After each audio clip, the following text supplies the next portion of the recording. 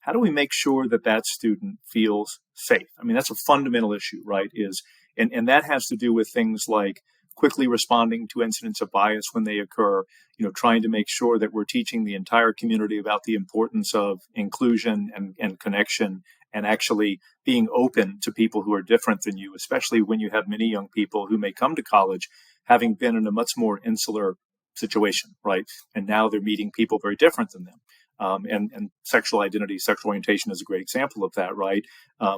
So any group that is in a minority should feel physically safe, emotionally safe, and again, not in the way that they're not going to be confronted with challenging issues, because all students should be, obviously, but still that they're not fearful. That's hugely important.